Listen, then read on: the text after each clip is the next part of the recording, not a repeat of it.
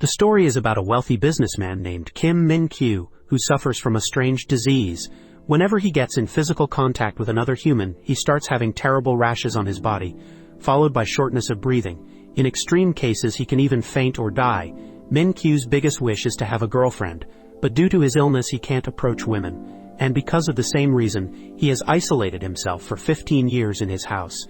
His personal doctor, Dr. O, is his only confidant, who has tried several ways to find a cure, but to no avail. Hence, one day he tells Min Kyu to accept his solitary life, and hands him a smartwatch that uses colors to monitor his allergic condition. Blue is normal, yellow represents a mild reaction, orange means that Min Kyu's airways are closing, and red means that he will die in minutes, a severity that he's never experienced. One day, a genius scientist named Professor Hong contacts Min Kyu. He reveals that he, along with his team, has succeeded in developing a highly intelligent robot that is capable of helping Min Kyu with his house chores. And since she's not a human, she will not cause any harm to him. The cost for this robot is 100 billion won. Min Kyu feels like this is a scam, but out of curiosity, he goes to the lab to meet with Professor Hong. And as soon as he reaches there, he is welcomed by a robot that looks exactly like a beautiful woman. She introduces herself as AJI-3, a highly advanced AI robot created by Professor Hong. Min Kyu is stunned by her appearance, and when he touches her, there is no abnormal change in him. Excited by this new discovery, he immediately expresses his desire to buy AJI-3 and even invest funds in the project. But first, he wants to test the robot tomorrow. Unfortunately, that night at the lab, disaster strikes. One of Professor Hong's team members clumsily spills a droplet of soda in AJI-3's core processor, causing it to have a short circuit. The professor and the rest of the team are devastated, as it may take several days to repair the robot, and since their deal can be cancelled if AJI-3 is not delivered to Min Kyu the following day, Professor Wong is forced to think of a new plan. He remembers his ex-girlfriend, Jia, who is revealed to be the prototype of the robot AJI-3. Since Wong built the robot exactly like her, he goes to meet her. Both of them have an awkward reunion, and realizing that Jia is experiencing financial difficulty, he offers her a salary of 10 million won if she agrees to disguise herself as AJI-3 for one day. Jia doesn't want to do a favor for her ex, but since she is in dire need of money, she agrees to the offer. Following this, Professor Wong takes Jia to his lab and shows her the robot. Then, all the scientists team up and help her disguise like AJI-3. They fit an armor in her body, put a new wig on her head, and even give her contact lenses. These lenses will actually function as cameras, which will help the professor and his team monitor everything via the real AJI-3 robot. They can also send instructions, which Jia will receive from her lens in the form of text or videos. The next day, Jia is sent to Min Kyu's house as scheduled. But when he opens the box, she jumps back in surprise. It turns out that she has met him previously when she worked as a food delivery girl. The experience was very bad, as Min Kyu tried leaving without paying her. But in reality, he was just trying to avoid physical contact with her. Taken aback, Min Kyu immediately calls the professor and demands to know what's going on. Fortunately, the latter makes up a story that AJI-3 has two modes: operational and friend mode. Operational mode is where she acts professional, while in friend mode, she acts more like a human. The robot is now in friend mode, but it can be changed to operational mode by pressing the reset button. The naive Min Kyu immediately believes it, and presses the button behind the robot's neck to reboot. After Jia returns to normal, Min Kyu decides to conduct an intelligence test on her. Just then, the lab power gets cut off, resulting in Jia losing total connection to the AJI-3 system. Now she has to rely on herself, but her IQ is only 94. At first, Jia is asked to unlock a box whose password can only be found by solving a complex calculus, that too within 3 minutes, obviously. She doesn't know calculus, so she simply breaks the box open, which takes Min Kyu by surprise. Then she is asked to peel an egg without using tools within 10 seconds. Having worked in restaurants previously, she easily completes the task. Min Kyu is really impressed, so he praises the robot for being smart and creative. Jia, who has never been praised for being smart, gently smiles. Meanwhile, the lab electricity also gets back on. But when they connect to Jia's lenses, they are shocked to see her yelling at Min Kyu. She accuses him of being a pervert. It turns out Jia is outraged to find him staring at her chest, which he notes is bigger than it was the day before. He wants to open her up to check the battery pack and extends his hand to her chest. The professor drops to his knees in horror and is barely able to answer when Min Kyu phones. "Who are you trying to deceive right now?" Min Kyu demands. but they're relieved when he actually only accuses them of using cheap batteries, making AG3's chest swell up. Hong stutters for a while, and lies that he simply upgraded AG3's battery pack. He also warns Min Kyu to not touch her chest.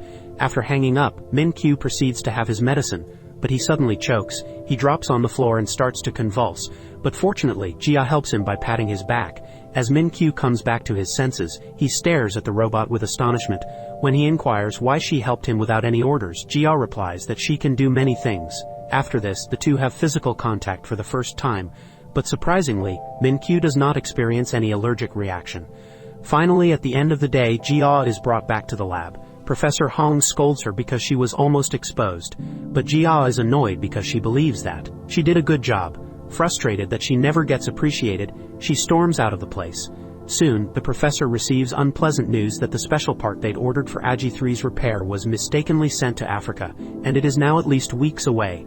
To make matters worse, Min Kyu also calls him at that exact moment, and reveals his desires to take AG3 for a month.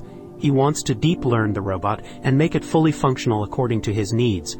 Left with no options, the professor calls Jia again and requests her to disguise as the robot for some weeks.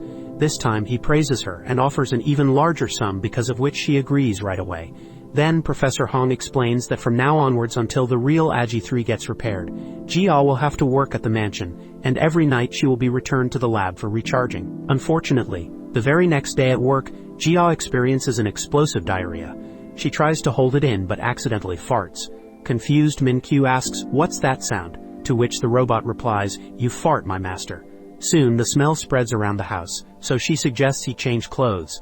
The gullible Min Kyu believes her since there's no one else except them, so he leaves. Taking advantage of the opportunity, Jia rushes to the toilet to poop. However, Min Kyu returns early and finds that the robot is missing. He looks for her around the house and eventually finds her spraying his expensive perfume in the toilet.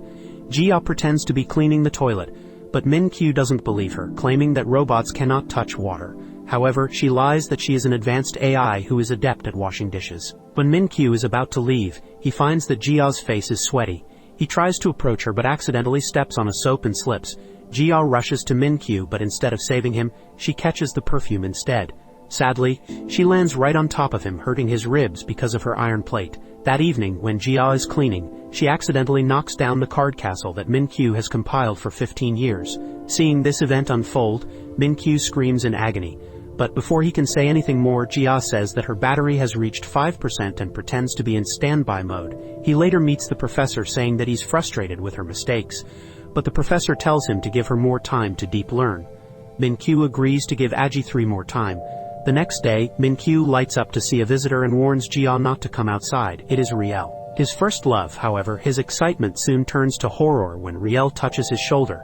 Min Kyu keeps his face averted and manages to hide his spreading rash from Riel. He then pretends to have an important meeting and rushes back to the house. Somehow, he staggers to his off-limits room and reaches for the antidote syringe, but since he is too weak, he fails to grab them. By the time Jia finds him, Min Kyu has collapsed on the floor, struggling to breathe. Just then, the scene flashes back to when everything was normal for Min Kyu, back to the times when he didn't have an allergy to human touch. Little Min Kyu's parents cheer him on as he builds his very first house of cards. When it topples down, Dad chases away his disappointment with some cool card tricks. In another memory, everyone gathers for Min Kyu's birthday party. On the drive home, the entire family plays word games. But unfortunately, as Dad rolls down his window, one of the birthday balloons gets in his face and their car gets caught in the path of an oncoming truck. Min Kyu next wakes up in hospital, sobbing for his parents, both of whom were killed in the crash. During the day, several relatives visit him and try to be his legal guardian. The main motive is to inherit his parents' money. But when Min Kyu enters the bathroom and checks his pockets, he finds a mysterious message which reads, "Don't sign anything." Later that day, a friend of his named Yu Chul approaches him and hands him an adoption paper.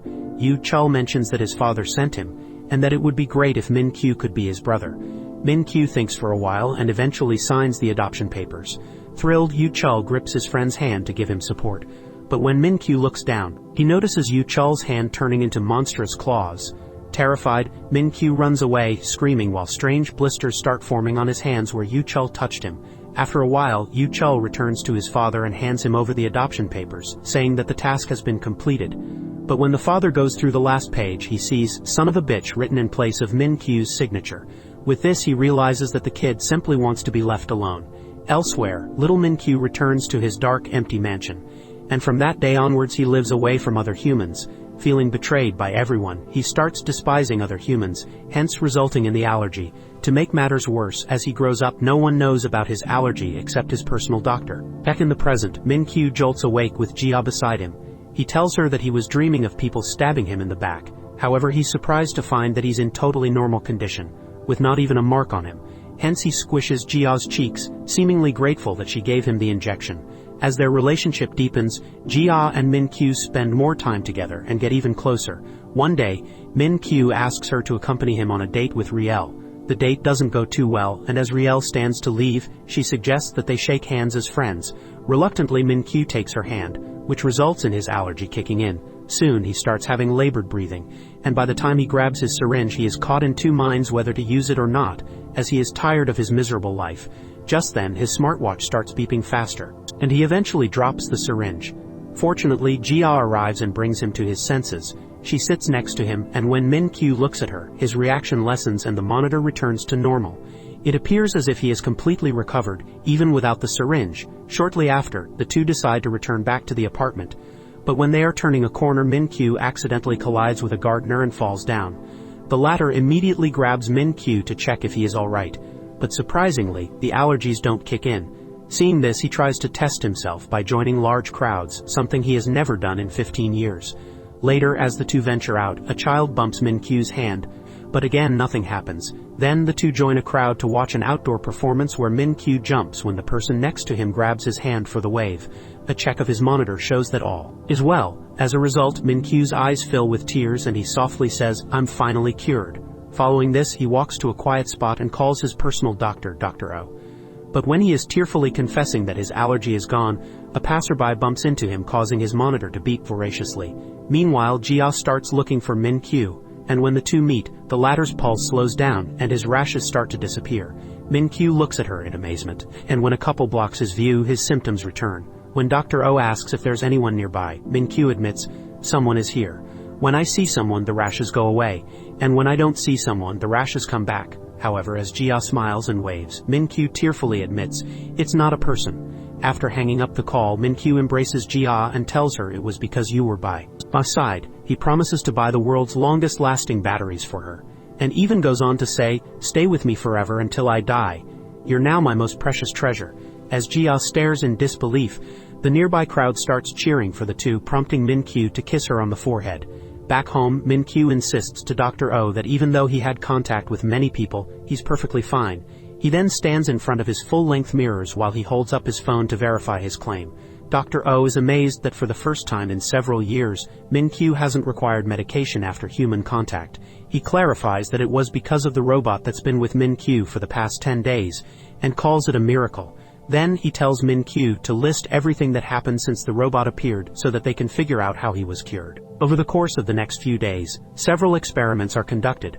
All of them point out that Min Kyu will be fine with humans as long as the robot Jia is with him. Hence he takes her with him whenever he wants to meet someone, and considers her as the most valuable asset he owns.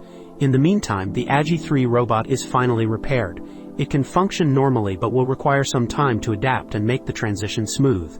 Professor Hong claims that he will need some more days before Agi 3 deep learns and gets ready. Jia, who has started getting used to her new life, is sad about the news. One day, Min Kyu takes Jia to a fancy restaurant but makes her sit alone at a separate table. Then he warmly receives Riel and her father. As the three interact, a clearly upset Jia looks on. After a while, when Min Kyu comes to collect her, she ignores his hand and leaves on her own. This goes on for a while. Min Kyu is safe only when Jia is around, but one day everything changes. When he is alone, Min Kyu pulls into a gas station and opens his trunk where credit cards and cash are at the ready. When the attendant returns his card, he brushes against Min Kyu's fingers, but the latter is too distracted to notice and simply drives away. However, just after a few minutes, he realizes that he touched the attendant's hand and checks himself for a rash. Surprisingly, Min Kyu finds nothing, and his monitor also shows that he's normal, even though he's alone. So he arranges a meeting with his personal doctor. On reaching the hospital, Min Kyu hugs a speechless Dr. O and thanks him for his hard work for the last 15 years, indicating that he has finally been cured completely. After he calms down, the doctor inquires if something made him happy, and Min Kyu answers that he finally understands love. As expected, Dr. O assumes that Min Kyu is talking about Riel, so he suggests that he also thank AJI-3. Then he tells Min Kyu that he can send AJ-3 away now, explaining that Min Kyu became attached to the robot because she was his first friend in 15 years. But now that he's cured completely, he can get more happiness from an attachment to a human. Min Kyu protests that AJ-3 made him happy, but Dr. O calls it an illusion. He wants Min Kyu to experience the touch of someone he truly loves.